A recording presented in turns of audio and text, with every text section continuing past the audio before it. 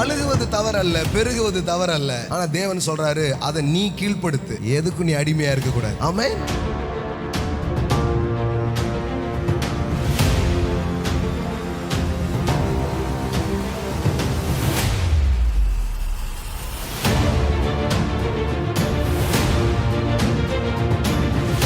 பணத்தை நீங்கள் வைத்திருப்பது வேறு, பணம் உங்களை வைத்திருப்பது வேறு.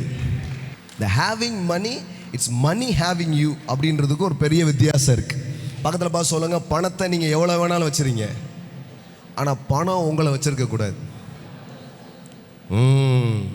அப்போ ஒருத்தன் வந்து கிவ்னா என்ன அர்த்தம், கொடுக்குறான்னு என்ன அர்த்தம் தெரியுமா? பணத்துக்கு அவன் அடிமையா இல்லை. அதான் அர்த்தம். அது எந்த அளவுக்கு நடக்குதோ அந்த அளவுக்கு பணத்தின் மேல அவன் யாரா மாறிட்டு இருக்கிறான்? எஜமானன். எல்லாம் சொல்லுங்க, எஜமான். God is my master. தேவன் எஜமானரா இருக்கிறார், பணம் என் வேலைக்காரனா இருக்கிறான். என் வேலைக்காரனை நான் வான்னா வருவான், போனா போவான், என் இஷ்டம். அதாங்க, பணத்தின் மேல உங்களுக்கு ஆளுகை வருகிறது, செல்வத்தின் மேல உங்களுக்கு ஆளுகை வருகிறது. That is a purpose. That's a purpose of creations. தேவன் ஆதாம் ஏவாளையும் படைச்சு சொன்ன முதல் வார்த்தை அதுதான். நீங்கள் பலுகி பெருகி பூமியை நிரப்பி. கல்யாணத்தை பண்ணி வச்சுட்டு ஒரு ஆசீர்வாத பிரசங்கமும் பண்றார் தேவன். எப்படி இருந்திருக்கும் பாருங்களேன்.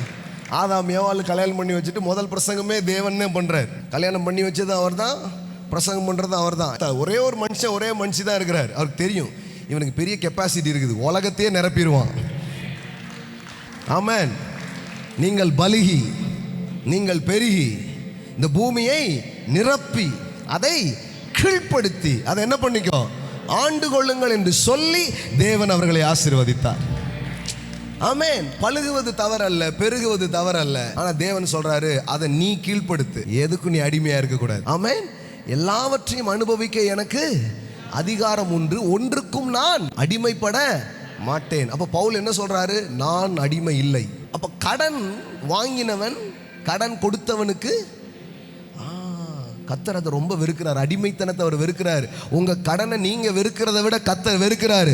அந்த அடிமைத்தனம் உங்களை விட்டு உடையட்டும், அது நீங்கட்டும், அது உங்க வாழ்க்கையை விட்டு மாறட்டும். Amen. I decree, I declare the great financial freedom in your life.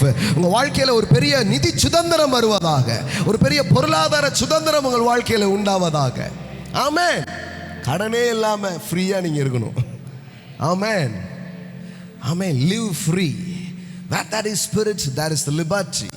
Hallelujah. பரிசுத்த ஆவியானவர் எங்கே உண்டோ அங்கே விடுதலை உண்டு, அங்கு சுதந்திரம் உண்டு. ஆமென்.